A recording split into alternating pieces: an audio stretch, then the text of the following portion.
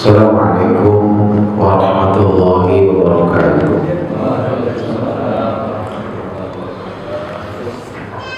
Innal hamdalillah nahmaduhu wa nasta'inuhu wa nastaghfiruh wa na'udzu billahi min shururi anfusina wa min sayyiati a'malina. May yahdihillahu fala mudilla lahu wa may yudlilhu fala hadiya lahu. Asyhadu an la ilaha illallah wahdahu la syarika lah wa asyhadu anna Muhammadan abduhu wa rasuluhu la nabiyya ba'dah. Allahumma shalli wa sallim ala nabiyyina Muhammadin wa ala alihi wa sahbihi ajma'in, amma ba'du. Rabbi shrah li sadri wa yassir li amri wahlul 'uqdatam min lisani yafqahu qawli. Allahumma anfa'na bima 'allamtana wa 'allimna ma yanfa'una wa zidna ilman nafi'a. Para bapak jemaah Masjid Al-Hidayah yang dirahmati Allah, alhamdulillah, akhirnya kita berterima kasih dan bersyukur kepada Allah yang maha baik, maha perhatian kepada kita, yang mencukupi segala kebutuhan hidup kita. Dia juga yang telah menjaga iman kita dan meringankan langkah kita untuk istiqomah memakmurkan masjid ini. Mudah-mudahan keistiqomahan kita dalam memakmurkan masjid ini akan mendatangkan keridhoannya, dan semoga amal ibadah kita ini diterima oleh Allah Subhanahu wa ta'ala.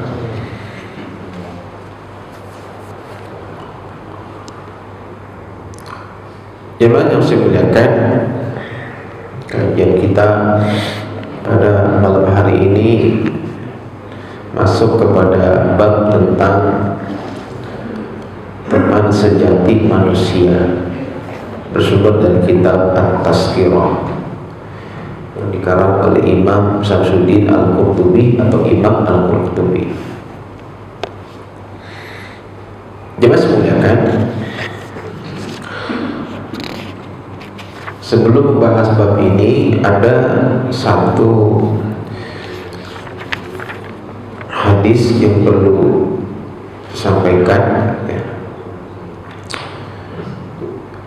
di mana Nabi kita Muhammad bersabda dalam hadis yang sahih. Hadis ini disahihkan oleh Imam Al-Albani dalam kitab At-Tirmizi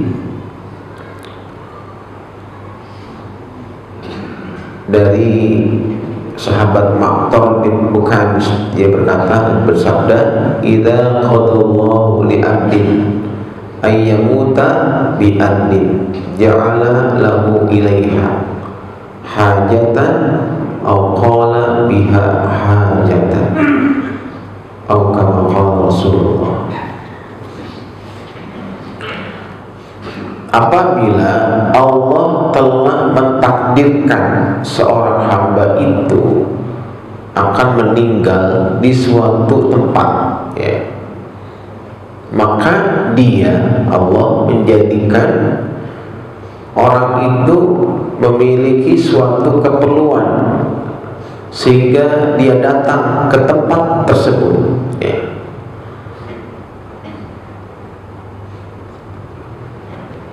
Saya ulangi, apabila Allah telah mentakdirkan seseorang hamba itu akan meninggal di satu tempat, satu negeri, satu kampung, satu kota, gitu, maka dia, Allah, menjadikan orang itu memiliki suatu keperluan sehingga orang itu akan mendatangi tempat di mana dia akan diwafatkan, gitu.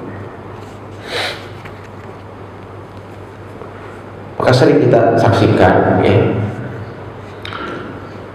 sebelum orang itu meninggal dunia, dia punya hajat,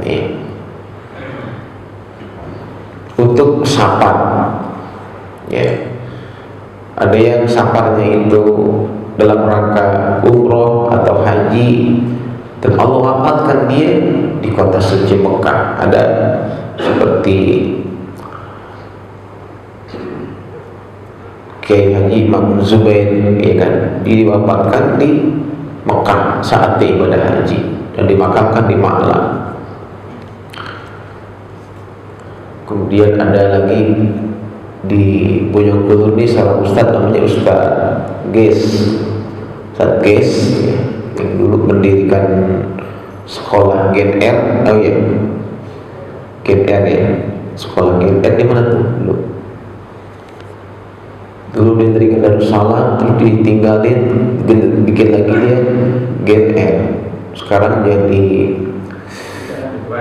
Wildan ya, jadi Wildan. Itu pendirinya Ustadz Ges Muhammad. Ustadz Ges itu meninggalnya di kota Madinah saat lagi umrah, dimakamkan di Baqi.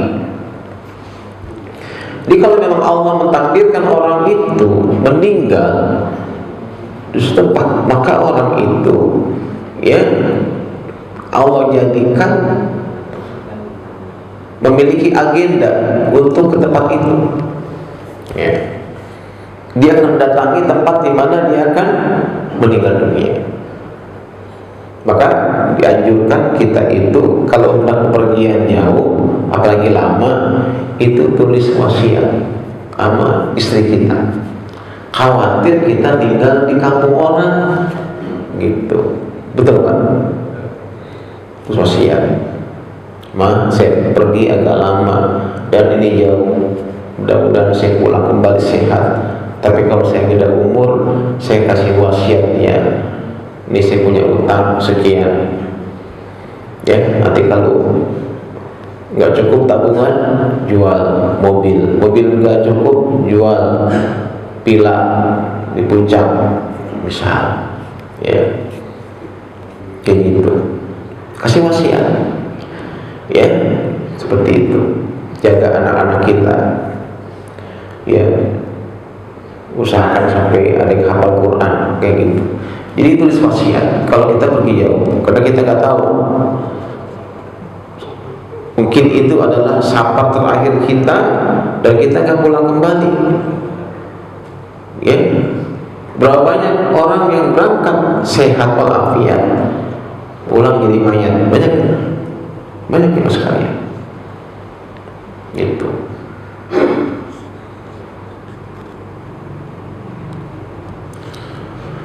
Nah, jemaah semuanya, kemudian sabda yang lain dari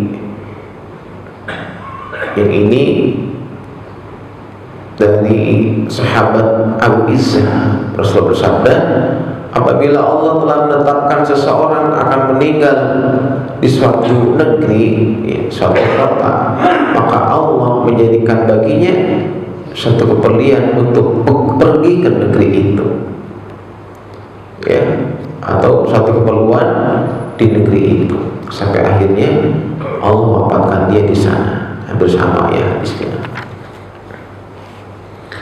Pernah Rasulullah itu keluar bersama sahabat keliling di Madinah. Tiba-tiba beliau melihat ada kubur yang sedang digali. Maka beliau bertanya kepada yang gali kubur, ini kubur buat siapa? Gitu. Ini gali kubur buat siapa?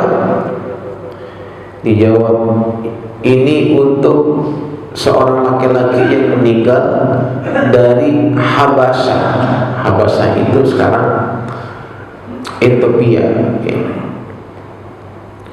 Nigeria. Habasyah itu Nigeria. Bilal itu dari Habasyah, di antaranya Negro. Maka Nabi bersabda, la ilaha illallah. Nabi ini, la ilaha illallah. Dia telah digiring dari negerinya yang jauh di Habasyah, digiring ke sini, ya, sampai akhirnya dia dikubur di tanah dari mana dia diciptakan, gitu, ya. Jadi yang begitu jauh dari Mekah, dari Madinah, dia malah meninggal di Madinah. Ya. Kadang ada orang lahir di Bogor, meninggal ya di Jakarta. Orang Jakarta meninggal di Bogor, ya kayak gitu. Kemudian hadis yang lain dari Ibnu Mas'ud, Nabi bersabda, apabila ajal seseorang akan habis, ya, udah mau berakhir ajalnya di satu negeri, maka muncullah satu hajat yang membuatnya pergi ke negeri itu, sehingga manakala dia telah sampai ke batas ajalnya, maka Allah mencabut nyawanya. Maka bumi itu akan berkata pada hari kiamat, ya Tuhanku, inilah apa yang telah Engkau titipkan padaku. Ya, hadis ini sahih dan disahihkan oleh Imam Al-Albani gitu.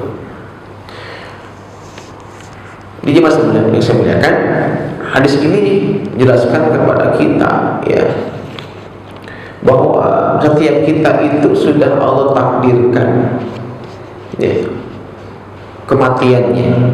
Cuma kita nggak tahu, karena memang kematian itu gaib, dirahasiakan sama Allah dalam 3 hal.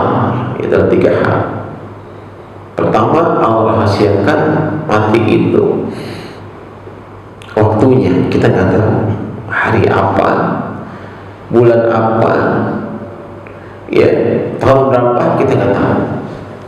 Ya, ini rahasia ilahi, rahasia Allah. Kemudian yang kedua, Allah rahasiakan mati itu tepatnya.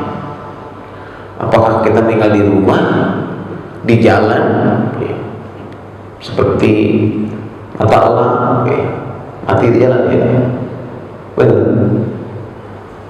Mati kecelakaan, ya, kan di jalan kan, kita nggak tahu mau meninggal di jalan, apa di laut, ya, apa di tengah hutan, atau terbawa banjir, kita nggak tahu. Itu rahasia. Kita nggak tahu di mana kita bakal mati. Yang pertama, Allah rahasiakan dan masalah waktunya. Kedua, tempatnya. Ketiga, Allah rahasiakan itu mati dari sisi caranya. Kita nggak tahu caranya kita mati itu. Apakah kita dikasih sakit dulu sama Allah? Kita nggak tahu.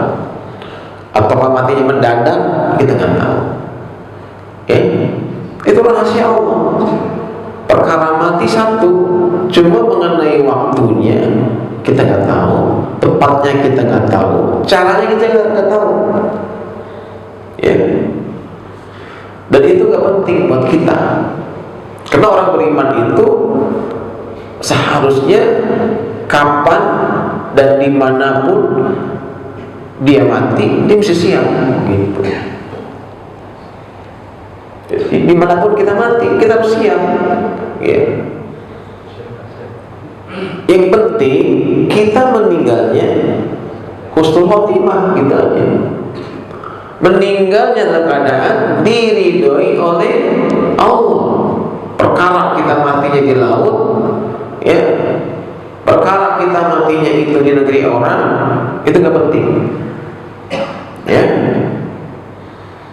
Perkara kita matinya dibunuh orang, itu gak penting. Karena orang-orang mulia juga ada yang matinya dibunuh orang. Umar bin Khattab itu mulia, tapi meninggalnya dibunuh, ya kan? Dibunuh. Ali bin Abi Thalib itu mulia, menantunya Rasulullah, tapi meninggalnya dibunuh juga, lagi jadi imam salat subuh. Utsman kurang mulia bagaimana? Dihatam Quran dalam sembahyang witirnya, hatam Quran. Tiap malam dia hatam, padahal dia hatam Quran dalam witirnya. Junurwain, orang yang punya 2 cahaya, karena dia menikah dengan 2 putri Rasulullah, ya kan? Tapi meninggalnya pun dibunuh. Gitu. Ini Jadi kalau orang mati dibunuh itu nggak tercela, ya, nggak tercela orang mati dibunuh, ya, karena 10 sahabat yang dijamin masuk surga itu matinya dibunuh, ya. Sedangkan sahabat yang lain ada yang kena sakit, ya. Ada yang kena jihad fisabilillah, seperti itu. Jadi perkara kita mati kapan, di mana, itu gak penting. Tapi yang paling penting adalah apa yang udah kita persiapkan untuk mati. Nah, itu yang paling penting.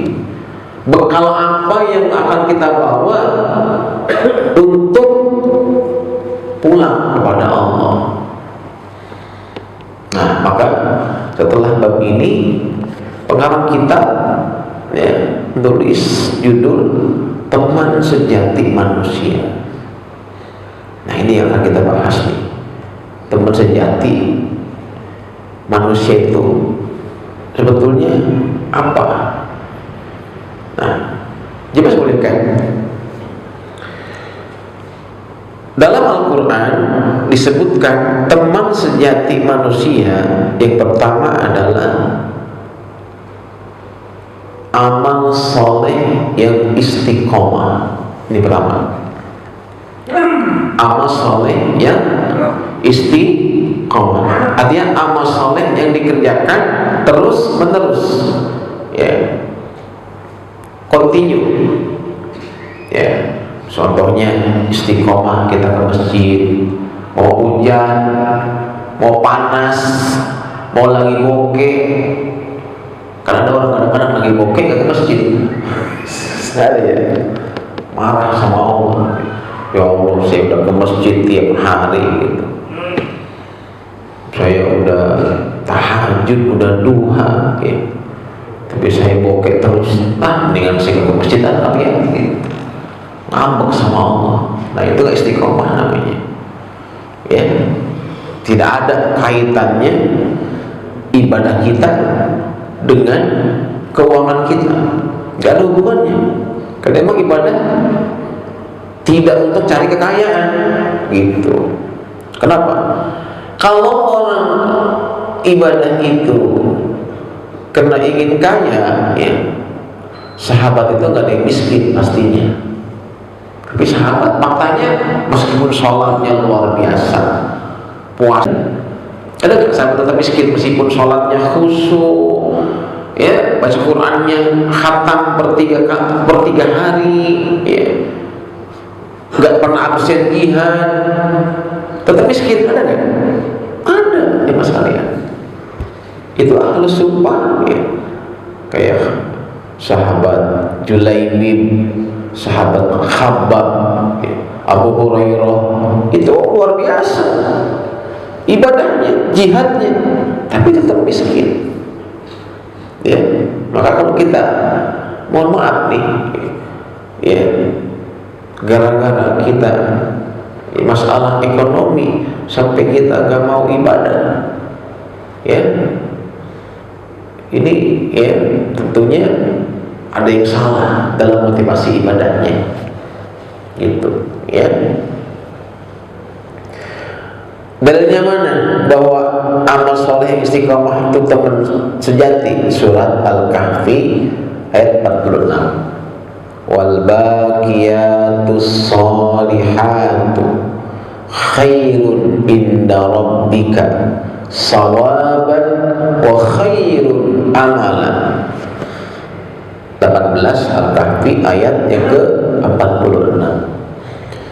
Dan amal soleh yang dikerjakan terus menerus, amal soleh yang sudah permanen dikerjakan dengan istiqomah terus menerus, itu khairun inda rabbika sawaban, itu jauh lebih baik daripada harta, kekayaan, kemewahan. Itu lebih baik di sisi Tuhanmu sebagai pahala, ya, sebagai bekal untuk dibawa mati. Wa khairun amalan, dan sebaik-baik harapan, sebaik-baik teman setia yang harus kita kumpulkan dengan serius. Ya, ini dalil bahwasanya amal soleh yang dikerjakan dengan ikhlas, dengan istiqomah, dan dikerjakannya terus menerus, itu adalah teman setia kita yang akan menemani kita sampai kita meninggal dunia. Itu lebih baik daripada harta yang kita kumpulkan, yang kita ya terus tumpuk-tumpuk ya. Nah, ini yang perlu kita jadikan sebagai pedoman, ya, pegangan ya. Sedangkan kalau harta itu ya, sedangkan kalau seandainya amal-amal soleh yang dikerjakan ya, di mana amal itu dikerjakan tanpa adanya keseriusan, cuma ala kadarnya, sholat ala kadarnya gitu, yang penting sholat gitu ya,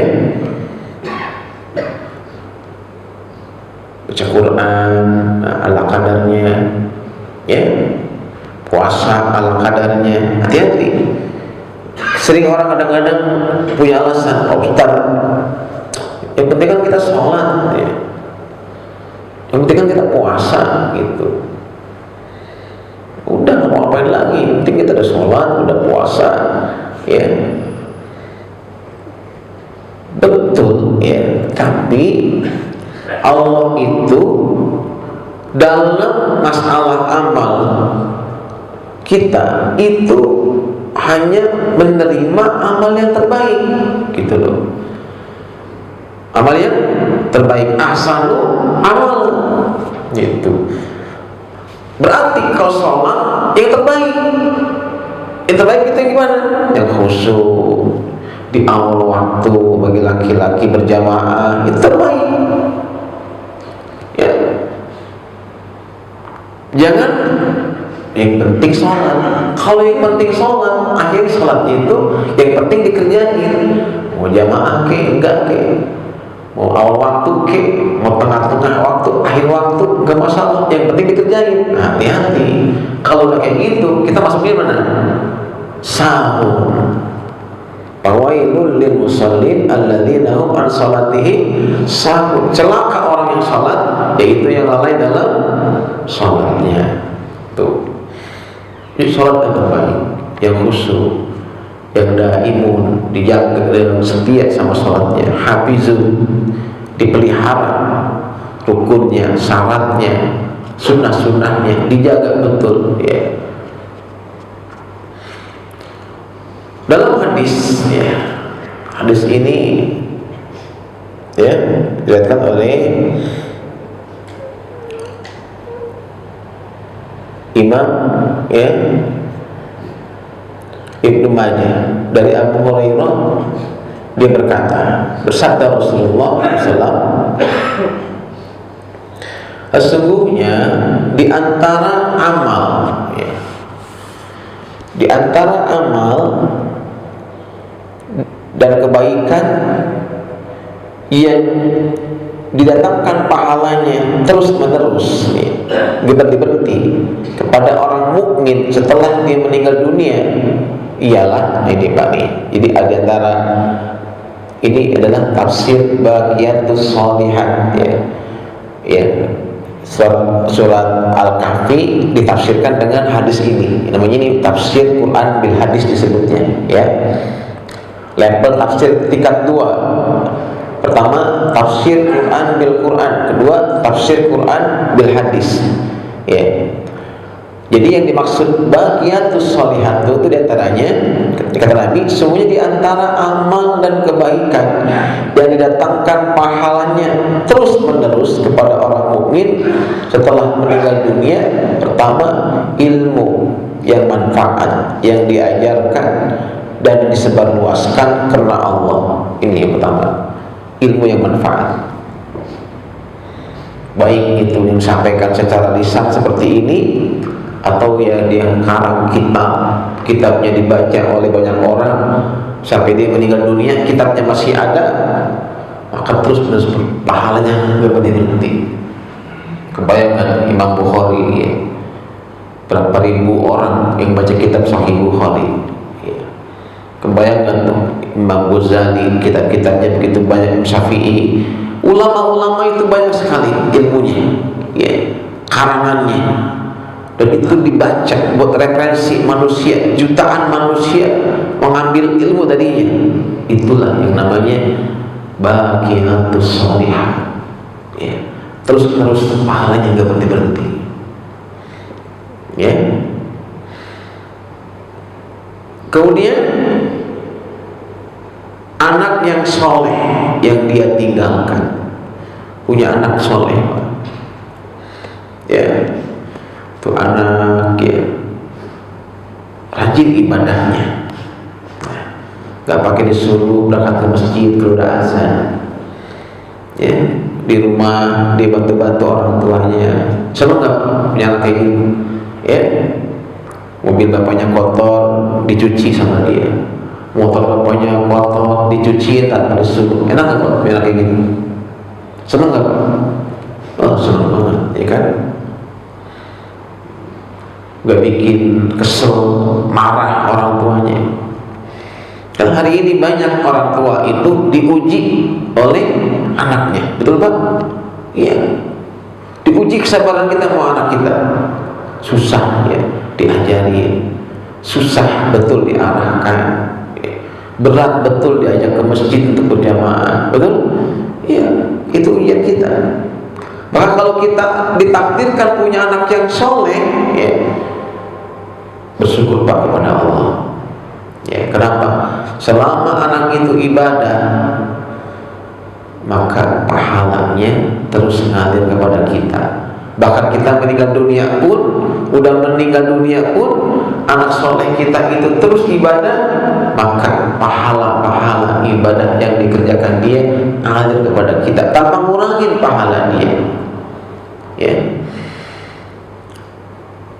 Kemudian mushaf. Nah, mushaf ini mushaf yang dia wakafkan ya.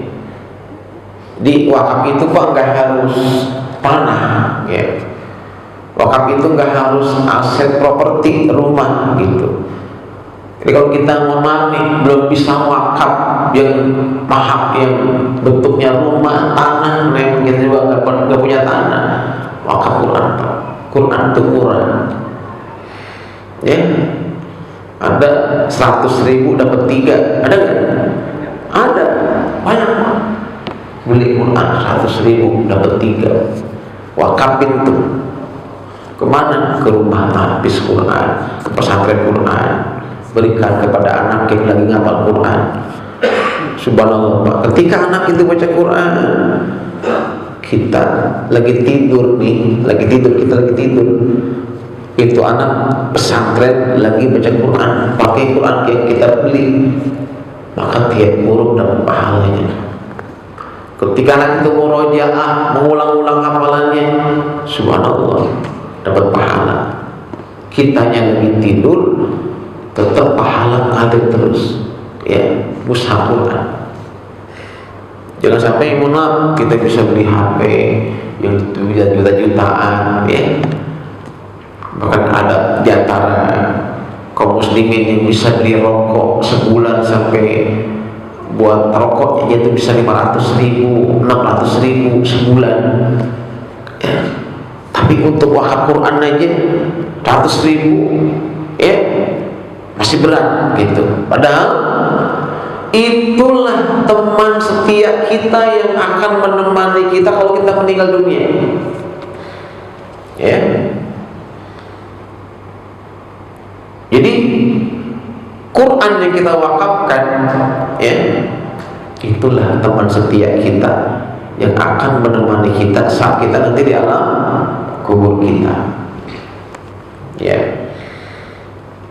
Jemaah semuliakan, ada kisah yang menarik ya. Ini kisah spiritual yang dialami oleh Syekh Ali Zabir almarhum, seorang hafiz Quran yang lahir di Madinah, meninggalnya di Indonesia. Ya, umurnya masih muda, dia hafiz Quran. Dan dialah yang menginisiasi berdirinya rumah hafiz Quran di Indonesia. Ya. Suatu ketika saya beli buku, di ngarang buku judulnya Amalan Ringan yang Besar Pahalanya, gitu. Jadi di ngarang buku itu judulnya. Saya beli bukunya. Di buku itu dia cerita begitu. Dia punya pengalaman rohani. Jadi dia pernah mimpi itu seolah-olah udah mati, jemaah sekalian. Di mimpi itu dibayar dia dimandikan, dikafani, disolatkan, diantar ke alam kuburnya, gitu. Dikubur dia kesepian, ya, gelap, sempit, dia ketakutan di kuburan. Lagi mimpinya, gitu. Lagi ketakutan karena gelap sendirian. Datang ada orang, laki-laki tampan bawa lampu ke kuburnya. Dia tanya, "Hai, Fulan, siapa kamu?" Di mimpi itu dia dialognya dengan orang itu yang bawa lampu. "Kamu siapa?" "Aku adalah Al-Quran, Al-Muluk yang kau baca setiap malam. Aku adalah surat Al-Quran, yaitu Al-Muluk yang kau baca tiap malam sebelum tidur." Dia mendusin.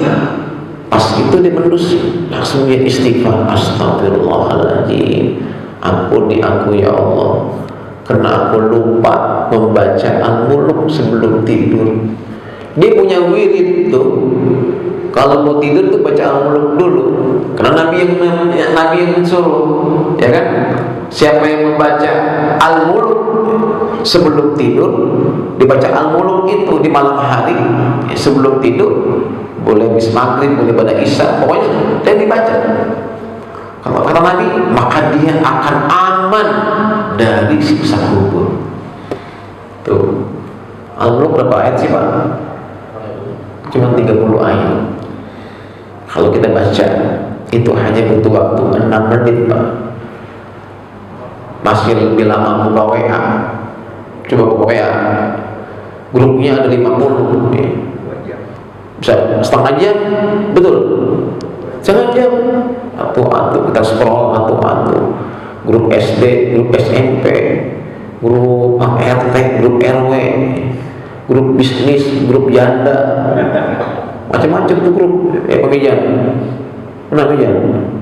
Halo, pojokan, banyak tuh grup.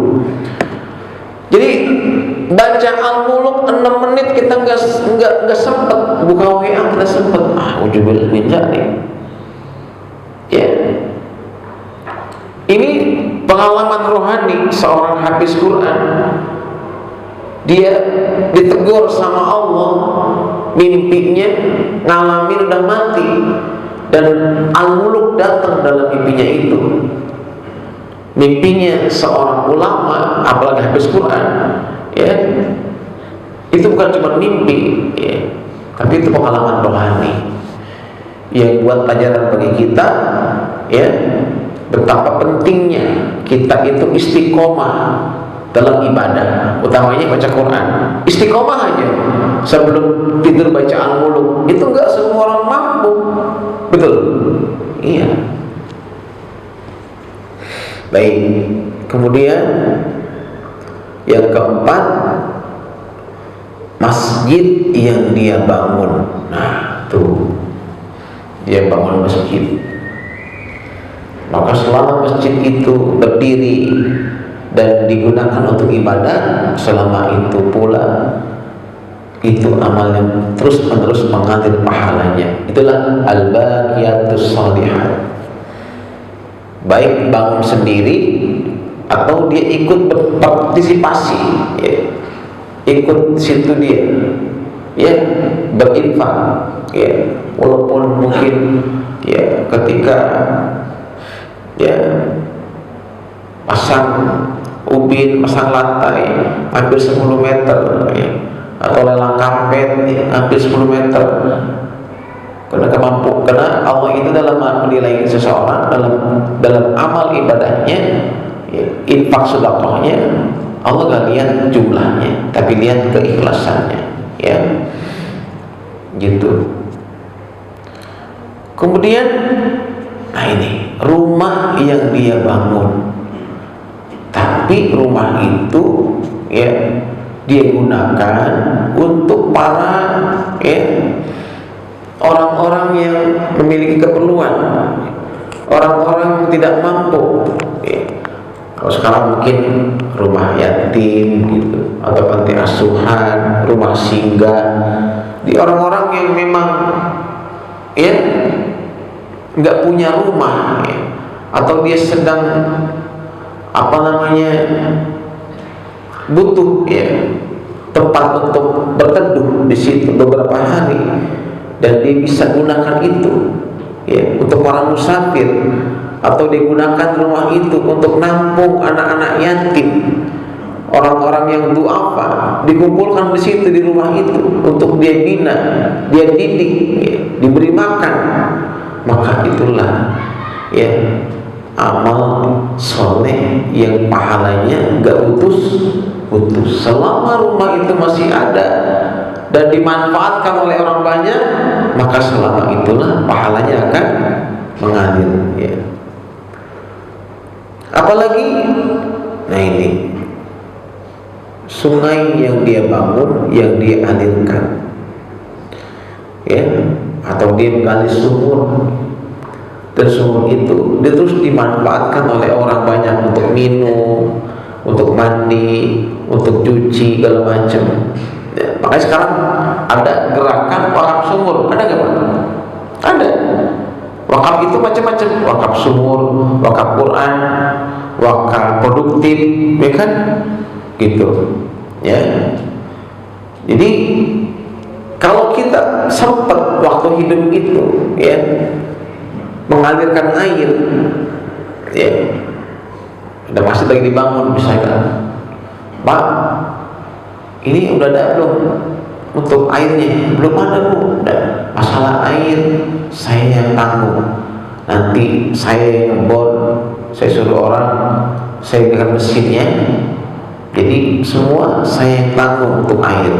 Maka selama itu air digunakan untuk orang berwudu, ada orang mandi di situ, maka selama itulah akan terus mengalir pahalanya. Gitu. Ya. Maka kalau kita punya kelebihan rezeki, bisa itu kita tiru ya. Itulah amal yang namanya baqiyatus sholihah. Atau ini sedekah yang dia keluarkan dari hartanya semasa dia sehatnya, semua itu akan menemani dia setelah kematiannya. Tuh, jadi semua tadi disebutkan itu yang jadi teman setia dia ya selama dia ada di alam kuburnya ya. Saya ulangi ini ya. Satu ya, ilmu yang manfaat. Kedua, anak yang soleh. Ketiga, mushaf yang diwakafkan. Keempat, masjid yang dibangun ya. Gitu ya. Kemudian ya, kelima, rumah ya yang dia bangun untuk kepentingan sosial ya.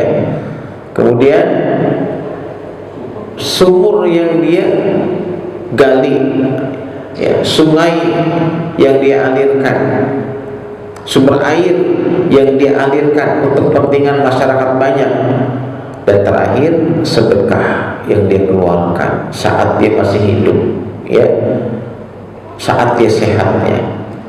Nah itulah yang disebut dengan al-baqiyatus sholihah, teman sejatinya yang akan membersamainya, yang akan setia menemaninya sampai dia dalam kuburnya. Subhanallah.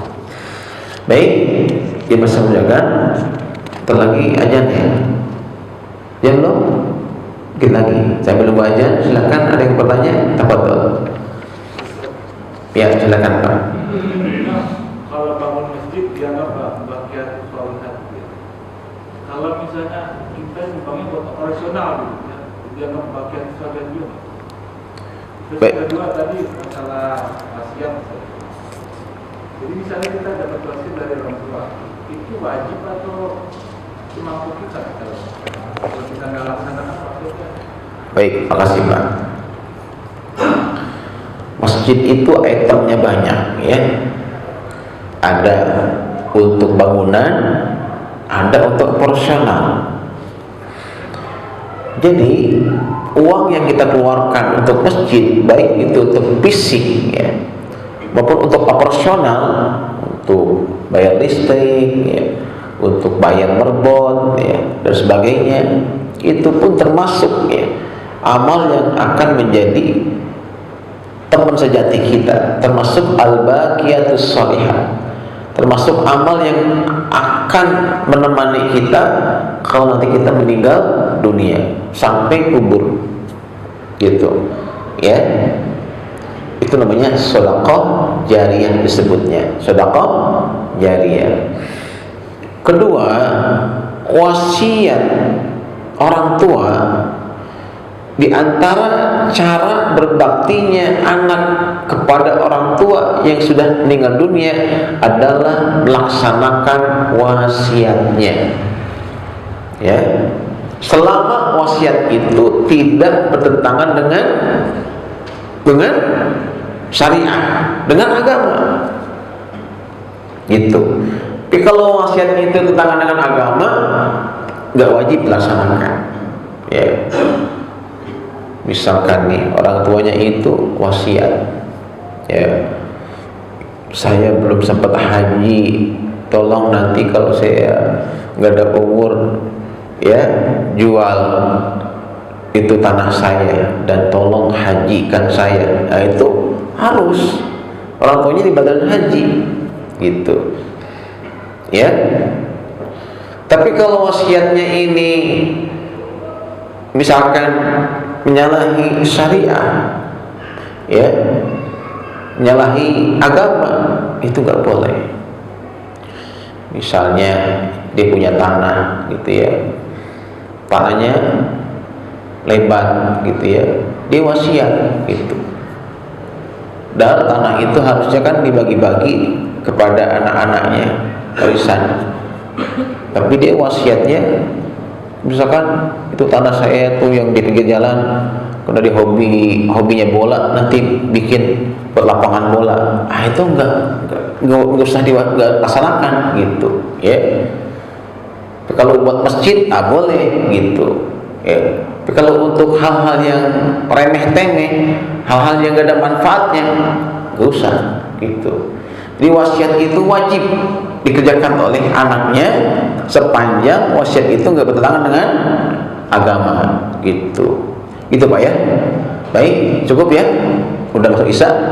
Mudah-mudahan bermanfaat. Kita tutup punya doa. Subhanaka Allahumma wa bihamdika asyhadu an la ilaha illa anta astaghfiruka wa atubu ilaik. Assalamualaikum warahmatullahi wabarakatuh.